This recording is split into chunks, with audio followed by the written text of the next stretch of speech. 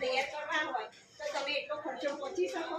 પણ જો આપણી છોકરીઓ આમાંથી શીખીને તમે કંઈક કરશો કે ભાઈ તમે હેરસ્ટાઈલ વાળતા શીખો, ફેશિયલ કરતા શીખો, તો તમારા જ એરિયામાં હું તો કહું છું કે આપણે 500 રૂપિયા ચાર્જ હોય તો હું તો કહું 100-200 લઈને તમે તમારું પોતાનું કંઈક કરી શકો. એમ 2-4 છોકરીઓ ભણતા સાઈડ ઉપર તમે આવું કંઈક 2 પૈસા ઊભા કરી શકો.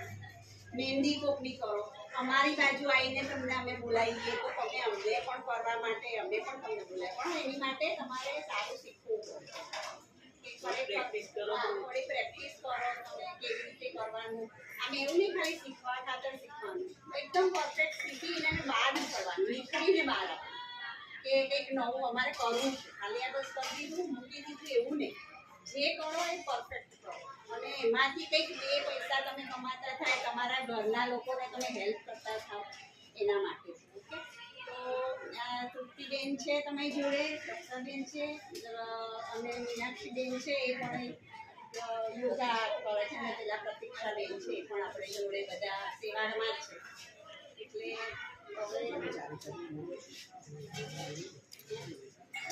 તો આ તૃપ્તિબેન છે આપણે એ મહેસાણા ન્યૂ રાણીપ સમિતિમાં ગુજરાત પ્રાંત ભંડાર પ્રમુખની જવાબદારી છે એમની. બરાબર, એમની માટે એક આપણે તાળી પાડીશું. દક્ષાબેન પટેલ હાલ ન્યૂ રાણીપ કર્ણાવતી તેવાસર પ્રમુખની એમની જવાબદારી છે. મનીષાબેન પટેલ ચાંદોડિયા ભાગના કાર્યવાહી જવાબદારી એમના સોંપેલી છે, એ પણ આપણે અને પ્રતીક્ષાબેન છે એ પણ ન્યૂ રાણીપમાં છે, એ પણ એમનો સાથે આ બધી કાર્યવાહિકા છે ન્યૂ રાણીપના. અમારી જે શાખા ચાલતી હોય ને તે શાખામાં એ અમારા કાર્યવાહિકા છે.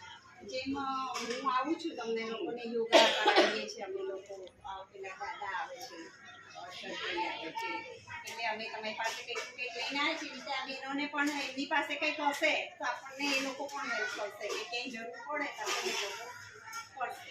બરાબર, હવે મને તમે લોકો જે શીખો છો એ કોણ બોલશે?